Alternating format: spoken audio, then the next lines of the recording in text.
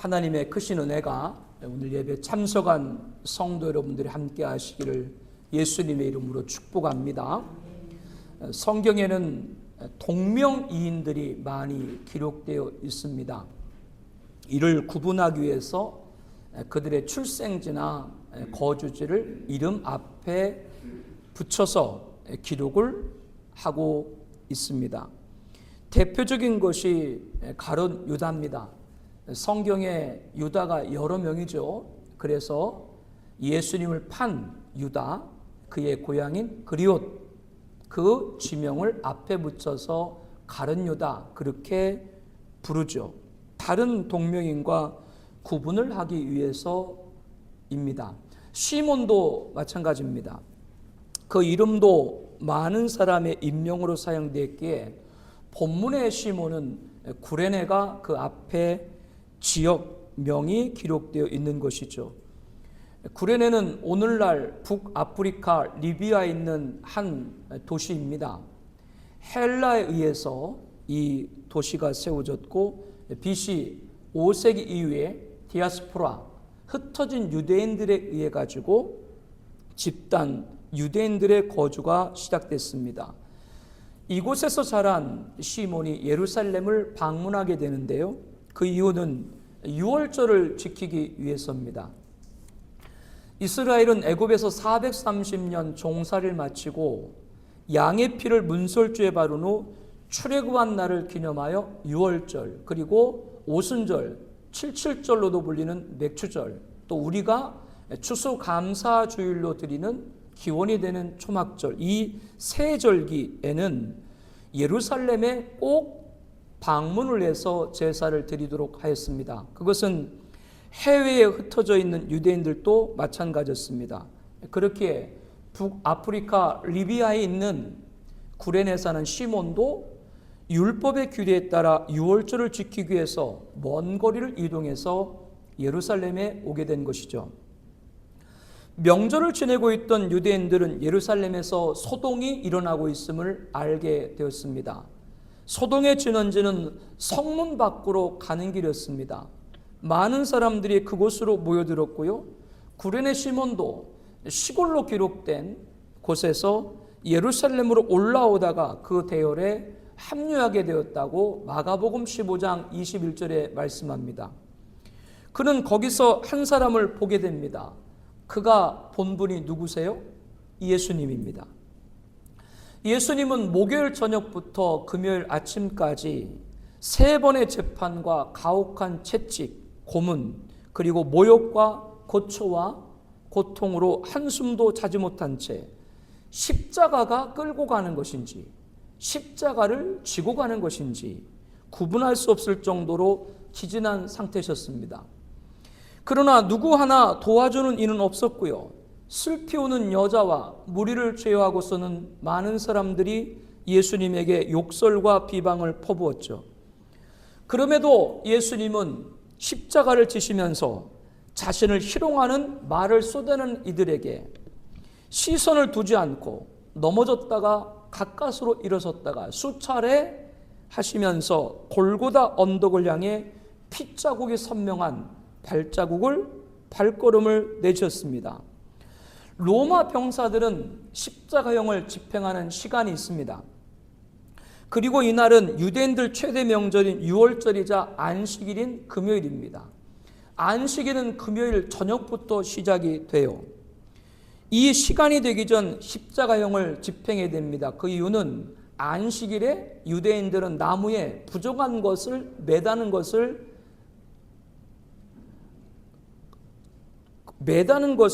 그것을 규례에서 말하고 있지 않기 때문에 그렇습니다. 이렇게 정해진 시간이 있는데 심한 매질과 먹지도 자지도 못한 상태에서 탈진하신 예수님은 십자가를 지고 제대로 갈 수가 없었던 것이죠. 고대 연구가에 의하면 십자가형을 집행하기 전 사형수에게 기절할 정도로 모진 채찍질을 가한다고 합니다. 당시 로마 제국에 쓰던 형벌용 채찍은 보통 39개 가닥으로 이루어져 있고 해당 채찍을 휘두르는 병사의 기분에 따라 훨씬 가닥수가 많을 때가 있습니다. 그 채찍은 따은 가죽으로 되어 있고 그 속에는 쇠, 구슬, 날카로운 짐승 뼈 조각을, 쇠 조각, 가시 등을, 치명적인 무기 등을 그 사이사이에 박아 놓은 것이죠. 거기에다가 이 가죽을 하루 동안 물에 담가 불려놓아 무게를 무겁게 만들어 버립니다. 그래서 채찍에 맞게 되면 멍이 드는 것은 기본이고요. 상처가 난 곳이 벌어지게 되고 살이 찢겨져 나가게 됩니다. 이런 채찍질이 전부가 아닙니다. 린치를 가하는데요, 단순히 몇 대 때리는 정도가 아니라 거의 죽음 문턱에 도달할 정도로 혹독하게 어깨에서부터 시작하여 등, 팔, 가슴, 복부, 엉덩이, 허벅지, 종아리, 정강이, 전신을 무자비하게 구타합니다. 이렇게 얻어맞으면 사형수는 피부 밑에 골격 근육까지 찢어져서 살은 리본처럼 매달리게 되고, 그래서 3세기 역사가 유세비우스 기록을 인용하면서 태형을 상한 사람들, 그들의 정맥이 밖으로 드러났고 근육과 근골 그리고 내장 일부가 노출되었다고 합니다. 그래서 당시 범죄자들은 이 채찍형을 당할 거라는 말을 듣고 자살할 정도로 무서운 형벌이었죠. 영화 패션 오브 크라이스트에서 예수님께 당하신 그 채찍질은 상상이 아니라 방금 이런 고증을 통해서 연출된 겁니다. 십자가에 달리기 전 채찍질로 이렇게 죽음 문턱까지 이른 사형수에게 자기가 직접 십자가를 지고 처형장까지 이동시키는 것이죠. 십자가 형틀의 무게가 어느 정도였는지는 알려지고 있지 않습니다. 무겁게 보는 학자도 있고 또 그렇게 보지 않는 학자도 있는데 대략 50에서 60kg 정도가 됩니다. 물론 장정에 들 수 있지만 앞서 설명한 대로 빈사 상태인 사람이 쉽게 지고 이동할 만한 무게가 아닌 것이죠. 그리고 이때도 넘어지거나 하면 채찍질을 당합니다.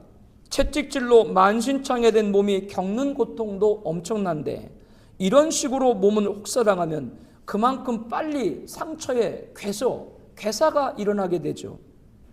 전신이 불로 달구는 고통에 시달리게 됩니다. 상황이 이렇다 보니 십자가에 매달리기도 전에 중도에 사망하는 죄수도 많이 있었습니다. 이때 사형수의 가족들은 채찍질하는 집행인들에게 뇌물을 주었다고 합니다. 그것은 채찍질을 살살 하게 해달라고 뇌물을 준 것이 아니라 십자가에 달리기 전 더 세게 채찍질을 해서 십자가 달리기 전에 죽는 것이 나으니까요. 그래서 뇌물을 주었다라고 합니다. 그러나 예수님은 하나도 가멈없이 모든 채찍과 구타를 당하신 것이죠. 이렇게 겁한 죽음에 이른 사형수가 십자가를 들고 사형장으로 오면 십자가에 매달을 준비를 합니다. 사형수의 옷을 다 벗겨버립니다. 십자가는 가장 큰 고통이고 가장 큰 모욕을 주는 형 집행이기 때문에 그렇죠. 이에 대해서 성경은 이미 예언하고 있죠. 시편 22편 6절입니다. 나는 벌레요 사람이 아니라 사람의 비방거리요 백성의 조롱거리이다.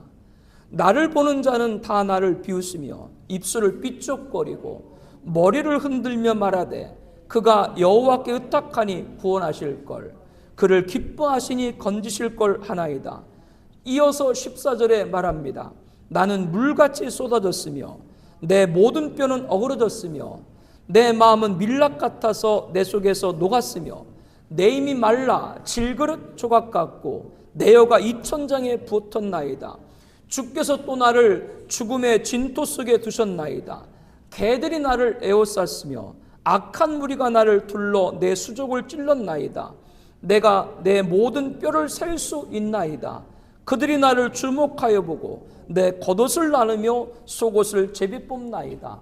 성경은 이미 예수님의 십자가형이 어떤 고통이고 어떤 모멸이고 어떤 치욕인지를 예언하고 있고 그대로 예수님께서 제가 앞서 말씀한 대로 십자가를 달리신 겁니다. 왜 예수님이 그 고통을 받으셔야 됐습니까? 저와 여러분이 당할 지옥의 형벌을 예수님께서 대신 담당하신 것이죠. 십자가에 매달을 모든 준비를 마치면 사형수를 십자가에 눕히고 손목과 발 뒤꿈치에는 최대 18cm 정도의 사람 몸무게를 지탱할 만한 초대형 대못을 박습니다. 이 못은 인간의 체내 중추신경계를 완전히 부숴버립니다. 그 고통은 정신이 완전히 파괴될 정도입니다. 팔꿈치를 벽에 세게 부딪혔을 때, 혹은 팔 아래 뻗어있는 척골신경을 벤치로 잡아 비틀어서 뭉갰을 때, 그런 고통과 비슷해서 사람이 그 고통을 이겨낸 것은 거의 불가능하다고 얘기를 합니다. 지금까지 십자가형을 받기까지 과정을 여러분에게 설명해 드렸는데요. 왜 예수님이 십자가를 지고 가시다가 쓰러지셨는지 그 이유가 바로 이렇기 때문이라고 여러분에게 말씀을 드린 거예요. 그 상황을 여러분들이 이제 이해하실 수 있게 됐을 겁니다. 로마 병사들은 안식일 저녁 되기 전에 십자가형을 맞춰야 되는데 빈사 상태인 예수님께서는 십자가를 제대로 지고 걸으실 수가 없었고, 이러한 때 십자가형을 집행하던 로마 병사에 눈에 띈 사람이 있었습니다. 그가 바로 누구예요? 구레네 시몬입니다. 로마 병사들이 주변 무리 가운데 아무나 붙잡아 도우라 명령할 수 있을 텐데 시몬을 시킨 것 보면 아마도 그 일에 적합한 인물로 보였던 것 같습니다. 그러나 로마 병사가 보기에는 예수님 십자가를 대신 질 자로 구레네 시몬이 적당하게 여겨서 택했지만 구레네 시몬은 십자가를 지고 싶지 않았습니다. 이에 대해서 본문은 로마 병사들이 구레네 시몬을 억지로 같이 가게 하여 십자가를 지게 했다고 마가복음 15장 21절에 말씀합니다. 로마 병사는 마땅한 자로 여겼지만 구레네 시몬은 하고 싶지 않았던 것이죠. 이렇게 억지로 동참하게 된 사람이 구레네 시몬입니다. 구레네 시몬의 이야기는 오늘 본문 이후로 더 이상 성경에 기록되어 있지 않습니다. 성경은 그에 대해서 어떠한 구체적인 말을 이유로 남기지 않고 있습니다. 그런데 본문을 보면 구레네를 소개하면서 그가 알렉산더와 루포의 아버지였다고 마가복음 15장 21절에 말씀합니다. 성경에 누구를 소개할 때 누구의 아들로 그렇게는 소개하는 경우들이 있습니다. 대표적인 것이 요한과 야고보죠. 그의 아버지가 누구예요? 세베대. 그래서 세베대의 두 아들. 그러면 우리는 요한과 야고보인 것을 압니다. 그러나 자녀의 이름을 먼저 기록을 하고 소개하는 경우는 많지 않습니다. 병행 본문인 마태복음 27장 32절, 누가복음 23장 26절에는 그냥 구레네 시몬 그렇게만 기록한 것과 달리 마가복음에는 두 아들이 함께 기록하고 있는 것이죠. 마가복음의 저자인 마가는 이렇게 기록한 데는 이유가 있다라는 것을 우리가 찾아볼 필요가 있습니다. 성경을 살펴보면 구레네 시몬에 대한 이유의 모습을 찾을 수 없지만 그의 아들과 그의 아내의 행적에 관해서는 기록을 하고 있습니다. 로마서 16장 13절, 주 안에서 택하심을 입은 루포와 그의 어머니에게 문안하라. 그의 어머니는 곧 내 어머니니라. 로마서 16장 13절 함께 볼까요? 주 안에서 택하심을 입은 루포와 그의 어머니에게 문안하라. 그의 어머니는 곧 내 어머니니라. 이 말씀에서 사도 바울은 자신의 동역자 가운데 루포, 즉 구레네 시몬의 아들과 그리고 그의 어머니, 즉 루포의 어머니니까 구레네 시몬의 아내가 되는 것이죠. 이들에게 문안할 것을 로마 교회 성도들에게 당부하고 있다는 점이죠. 이로 미루어 볼 때 구레네 시몬에 대한 말씀은 본문 이후에 기록되어 있지 않지만 구레네 시몬은 억지로 십자가를 졌던 것과 달리 골고다에서 집행당하는 예수님의 십자가형을 보고 회심했던 것으로 보여집니다. 그러므로 그의 아들과 아내가 훗날 사도 바울의 동역자로 로마서에 기록되었던 것이죠. 바울은 수많은 전도여행에서 많은 동역자들이 있었지만 그 가운데 특별히 교회에서 본이 될 만한 하나님의 사람들만 서신서 끝에 기록을 했습니다. 그렇다면 구레네 시몬의 아들과 아내가 평범한 성도가 아니라 로마 교회에서 충성을 다하는 중진급 성도인 것을 볼 수 있는 겁니다. 오늘 본문인 마가복음의 저자 마가는 사도 베드로의 통역자였습니다. 사도 베드로가 아람어로 설교를 하면 헬라어에 유창했던 마가가 통역을 했던 그런 인물이었죠. 그런데 사실 그 이전에 바나바 생질 조카이기도 했기 때문에 마가는 바나바가 사도 바울과 전도 여행을 함께 할 때 자연스럽게 사도 바울을 따랐었던 적이 있습니다. 그런데 이 마가가 바울의 1차 전도 여행 중에 상의도 안 하고 중도에 포기하고 귀향을 했어요.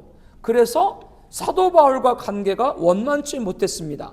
그렇지만 나중에 바울과 화해하고 바울의 신실한 조력자가 되기도 했죠.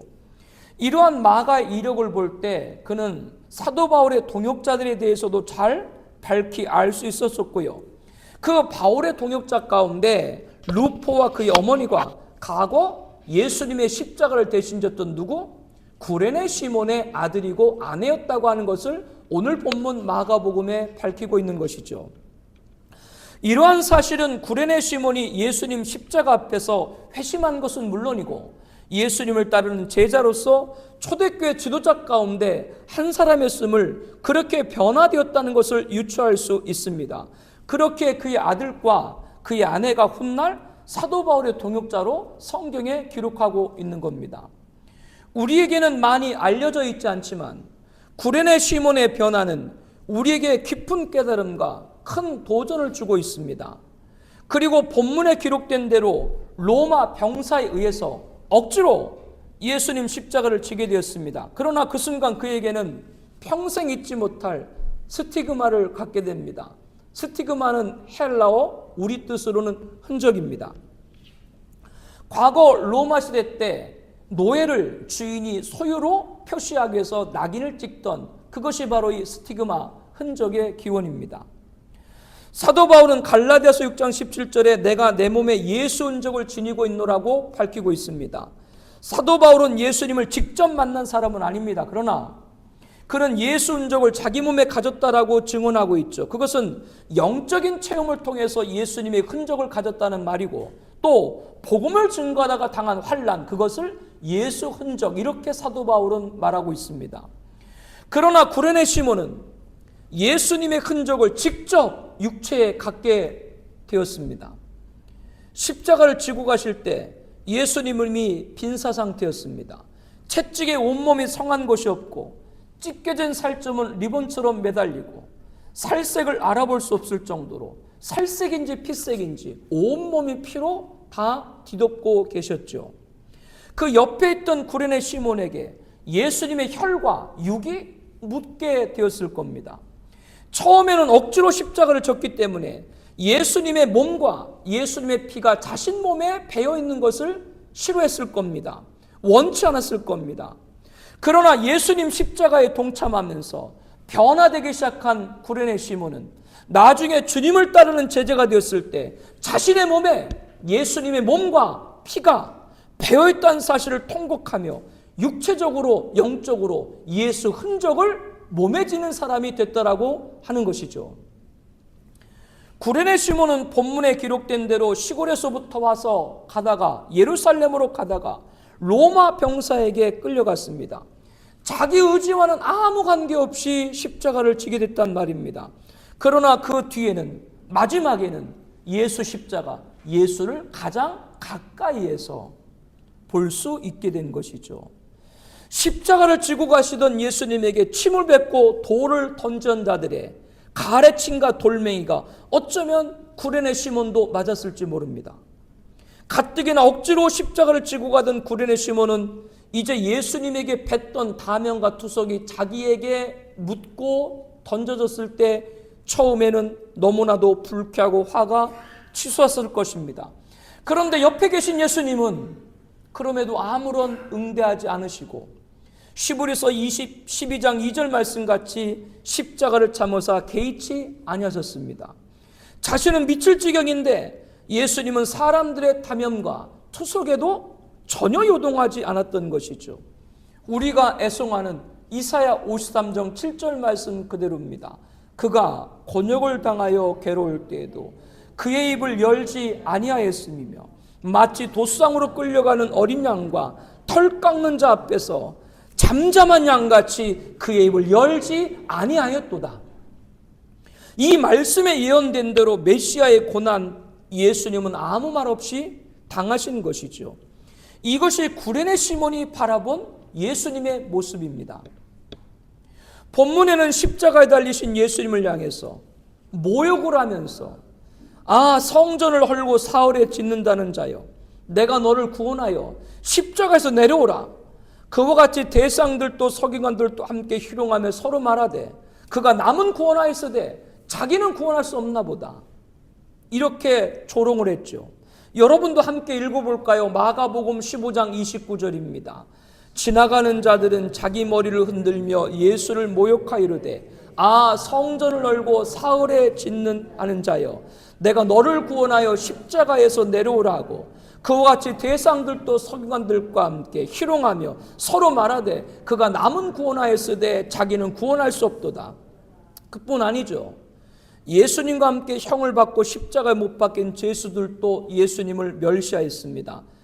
마가복음 15장 32절에 이스라엘 왕 그리스도가 지금 십자가에서 내려와 우리가 보고 믿게 할지도 하며 함께 십자가에 못 박힌 자들도 예수를 욕하더라. 예수님을 공격하는 데는 대상과 서기관, 종교 지도자부터 일반 백성들, 그리고 악행으로 법정 최고형을 받은 자들까지도 함께 가세해서 예수님을 공격하는데 모두가 하나가 되었습니다. 그러나 예수님은 그들을 향해 무엇이라고 했습니까? 예수께서 이르시되 아버지 저들을 사하여 주옵소서, 자기들이 하는 것을 알지 못함이니이다. 예수님은 자신을 향해 신뢰하는 자들에게 응대하지도 않으시고 저주하지도 않으시고 하나님 아버지께 그들의 죄를 용서해달라고 중보를 하신 것이죠. 이것이 구레네 시몬이 바라본 예수님의 모습입니다. 구레네 시몬이 예수님을 바라본 모습은 이뿐 아닙니다. 마가복음 15장 39절 말씀에 보니까요, 예수를 향해 섰던 백부장이 그렇게 숨기심을 보고 이르되 이 사람은 진실로 하나님의 아들이었도다. 백부장은 100여 명의 로마 병사를 다스리는 영광급 장교입니다. 총독으로부터 예수님 십자가형을 철하는 명을 받고 집행하는 총책임자입니다. 그랬던 그가 예수님 십자가 죽음 보고 예수님이 누구다? 하나님의 아들로 인정한 겁니다. 병행 본문에는 백부장이 그된 일을 보고 하나님께 영광 돌려 이 사람은 정령 의인이다 고백했다고 말씀합니다. 백부장뿐 아니라 백부장과 함께 예수를 지키던 자들이 이는 진실로 하나님의 아들이었다라고 고백을 했습니다. 이렇게 예수님 십자가의 죽음에서 그를 못 박은 자들도 변화되는 모습을 누구가 지켜봤어요? 시몬은 다 보았던 것이죠. 이렇게 일생 잊지 못할 예수님 마지막을, 예수님의 십자가를 가장 가까이서 보게 된 사람이 구레네 시몬입니다. 처음에는 억지로 십자가를 지었지만 그 동참이 주님 최후의 순간에 밀착할 수 있는 은혜를 받게 된 것이죠. 그 은혜가 바로 구레네 시몬이 이제 이후로 감당해야 될 십자가에 대한 소명인 것을 알게 되었던 겁니다. 예수님께서 십자가의 길에 가신 것을 보면서 자기의 십자가의 길이 어떤 걸 알게 되었던 것이 바로 구레네 시몬입니다. 지금까지 말씀을 통해서 성도 여러분 각자가 이미 억지 동참에 관해서 다 생각을 해봤을 겁니다. 그 안에서 깊은 깨달음과 큰 도전 또한 이미 주어졌으리라고 생각이 됩니다. 구레네 시몬이 십자가를 진 억지 동참은 그에게 새로운 삶의 전환을 가져오게 됐습니다. 우리는 자원이란 말을 교회에서 많이 사용합니다. 자원은 성경의 가르침과도 일치하죠.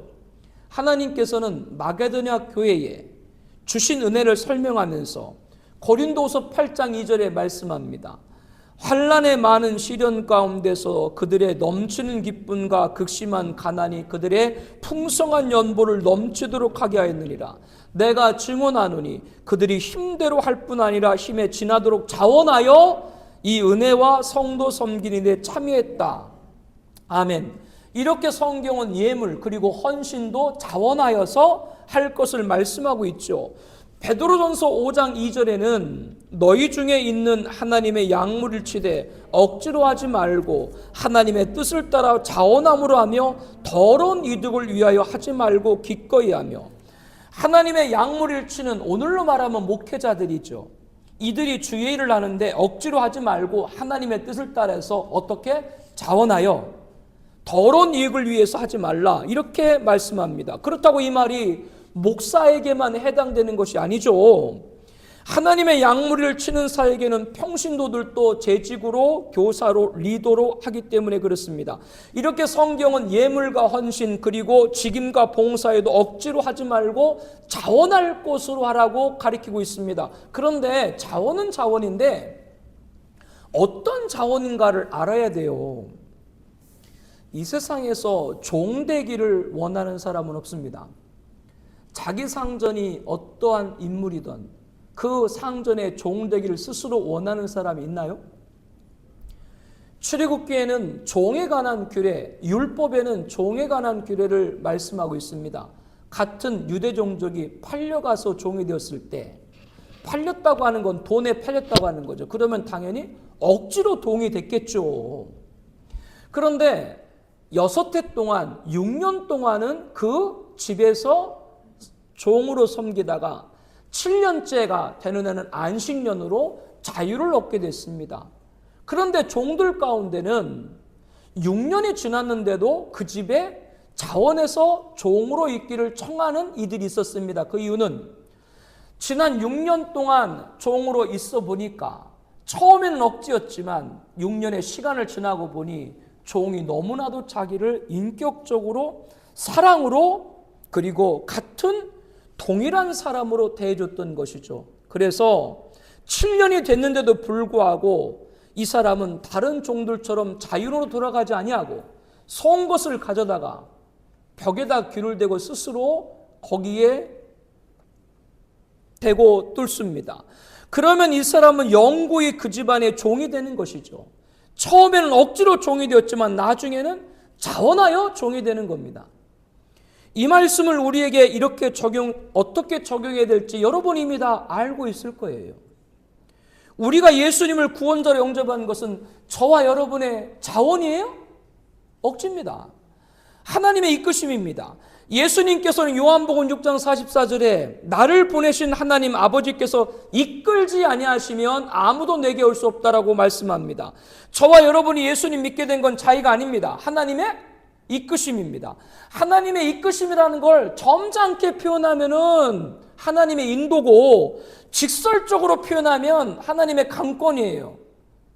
요즘 말로 찍혔다. 요즘 여학생들 그런데요, 멋지고 잘센 세븐틴 같은 남학생이 자기를 좋아하면 친구들한테 그런데 내가 세븐틴한테 찍혔다 그런데 여러분도 찍혀보셨어요? 뭘 아니야. 그러니까 결혼하고 애를 다 낳았겠죠. 이와 같이 하나님이 자기를 찍어서 강권해서 예수 믿겠다는 사실을 어떤 성도는 너무나도 감격하고 기뻐하지만 어떤 성도는 정말 왜 나를 예수 믿게 해서, 나는 교회 체질이 아닌데 왜 나를 믿음으로 살게 해서, 나는 사람들하고 섞이는 거 싫은데, 나는 신앙생활 체질 아닌데, 이렇게 투덜거리며 하나님의 뜻을 알지 못하는 경우도 있습니다. 하나님에게 찍힌 것이 얼마나 행복한 것인지 모르는 것이죠. 그러나 이렇게 자의와 관계없이 마치 억지로 구레네 시몬같이 십자가를 짊어지게 되었을지라도, 로마 병사 때문에요. 그러나 하나님의 강권에서 그와 같이 자기를 왜 예수 믿겠는지 처음에는 모르다가 구레네 시몬처럼 깨달아가는 경우도 있다라고 하는 겁니다. 구레네 시몬같이 말이죠. 오늘 이 자리에 오신 성도 여러분에게 하나님이 자기를 강권해서 예수 믿겠다는 사실에 감격하고 기뻐하기보다 왜 나를 예수 믿게 하고 이 길로 인도했는지 아직도 하나님의 뜻을 알지 못하는 분들이 계시더라도 낙담하지 말기를 바랍니다.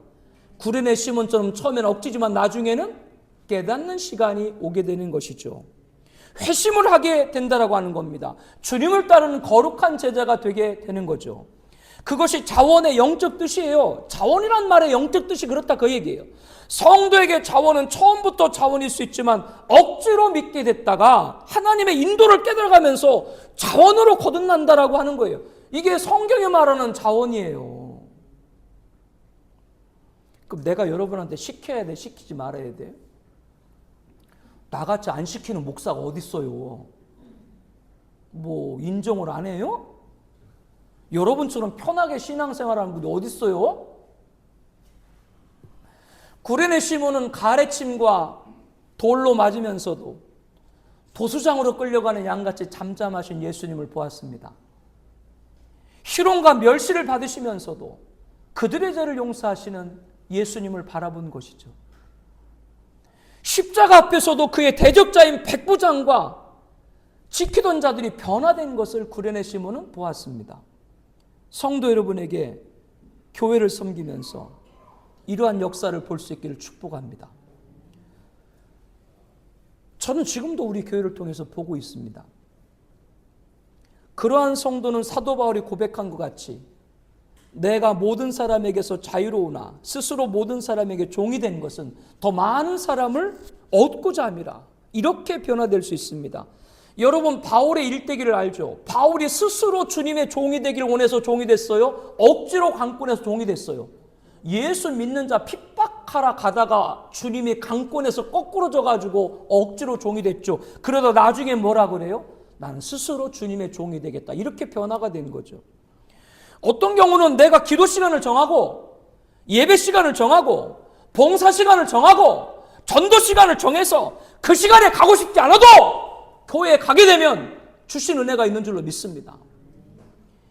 자원해도 억지로 자원해야 될 때가 있다라고 하는 것이죠. 처음부터 자원만 아니라 이러한 과정에서 자원한 분들로 거듭나시기를 다시 한번 주의 이름으로 권면하여 드립니다. 처음에 억지 동참한 구레네 시몬은 그렇게 해서 자신을 십자가에 지게 하신 하나님의 뜻을 나중에 깨달았습니다.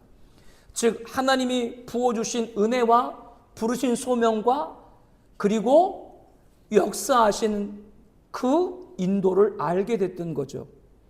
그러므로 자신은 물론이고 아들과 아내까지도 그 길을 따라가는 자로 성경에 기록한 거룩한 가정이 된 것입니다. 어쩌면 오늘 하나님께서 내가 하고 싶지 않은데 억지로 동참하라고 명령하실 땐 이렇게 우리에게 부어주시는 은혜와 부르신 소명과 역사하고자 하는 인도가 있다라고 하는 걸 깨달아야 돼요. 이것을 청하비전교회에서 찾는 성도 여러분 되기를 소망합니다. 우리 교회를 보면 웬만한 개척교회는 다 처음부터 이 정도 다 꾸며놓고 교회를 시작을 하겠죠. 그런데 이런 환경에 있는데도 불구하고 이런 환경에 있는 교회에 발을 디딛게 하는 것은 억지면 억지로 동참할 수 있다라고 하는 것이죠. 그러나 그것이 여러분에게 부어주신 은혜가 있고 부르신 소명이 있고 역사는 인도함이 있다라고 하는 걸 확신하길 바랍니다. 오늘 본문에서 억지로 구레네 시몬에게 예수님 십자가를 지게 한 사람은 누굽니까? 로마 병사입니다. 그러나 실상은 로마 병사를 누가 도구로 사용한 거예요? 하나님이시요. 여러분을 교회에 누가 인도한 분 있나요? 그분은 하나님의 도구예요. 그렇기 때문에 여러분을 인도한 분이 계시지만 실상은 누가 인도한 거예요? 하나님이 인도하신 줄로 확신합니다. 어떤 분은 인도만 해놓고 자기는 떠나간다고 그 사람 바라볼 것도 없어. 그 사람은 여러분 여기 인도, 하나님께서 섭리로 인도하기 위해서 보내신 하나님의 도구이겠죠. 이렇게 하나님의 섭리인 것을 믿고 억지로 동참할 때 임하신 은혜와 소명과 인도 또한 알기를 축복을 합니다. 오늘 본문에 보면 예수님 좌우편에 강도 두 사람이 있었는데요. 마가복음 15장 27절에 말씀하죠. 강도 둘을 예수와 함께 십자가에 못 박으니 하나는 우편에 하나는 좌편에 있더라. 그리고 마가복음 15장 32절에 보니까요. 이스라엘 왕 그리스도가 지금 십자가에서 내려와 우리가 보고 믿게 할지도 하며 함께 십자가에 못 박힌 자들도 예수를 욕하더라. 이 말씀은 예수님 좌우편에 있는 강도 두 사람이 예수를 욕했다라고 말하고 있습니다. 그런데 우리가 알고 있는 사실과 좀 다르다라고 생각될 수 있습니다. 왜냐하면 좌편에 있는 강도는 예수를 욕했지만 우편에 있는 강도는 그를 꾸짖으면서 우리는 우리가 행한 일에 상당한 보응을 받은 것이거니 당연하거니와 예수님이 행한 것은 옳지 않은 것이 없다라고 하였기 때문입니다. 그러면서 우편에 있는 강도는 예수님에게 당신의 나라가 임하실 때 나를 기억해 달라고 했죠. 그래서 예수님은 그 우편 강도에게 오늘 내가 나와 함께 낙원에 있으리라 라고 약속을 하셨습니다. 그러면 오늘 마가복음은 잘못 기록된 건가요? 아닙니다. 처음에는 강도 둘 다 예수를 욕했던 거예요. 그 이유는 앞서 설명한 대로 십자가형을 받은 사람은 십자가 지기 전에 이미 아주 혹독한 고문과 채찍과 구타로 거의 빈사 상태. 그래서 십자가를 달게 될 때쯤에는 악밖에 남지 않아요. 그러므로 이 강도 두 사람도 악밖에 남지 않은 상태에서 십자가에 올라갔기 때문에 여러분도 악밖에 안 남으면 누구 욕해요? 목사 욕하잖아. 악밖에 뭐 아닌가? 악밖에 안 남아가지고 십자가 올라가서 누구를 욕한 거예요? 예수님한테 다 쏟아본 거예요. 처음에는 강도들 다. 그런데 시간이 지나가면서 우편 강도는 변화되기 시작한 것이죠. 왜? 예수님을 보면서요. 고초를 당하시는 예수님은 하나님의 아들이심을 깨달은 겁니다. 그에게도 구레네 시몬과 같이 회심하는 은혜가 있었던 것이죠. 이것은 무엇을 알게 합니까? 십자가, 똑같은 십자가 상황이라도 전혀 다른 결과가 나올 수 있다라고 하는 겁니다. 오늘 우리 모두는 청하비전교회 공동체 가족이라는 동일한 환경에 있습니다. 그런데 한 교회를 섬기면서도 열매가 달라요. 그 안에서 어떤 신앙을 갖는가에 따라서 열매가 다를 수 있다라고 하는 것이죠. 이에 대해서 본문은 어떤 가르침을 주고 있습니까?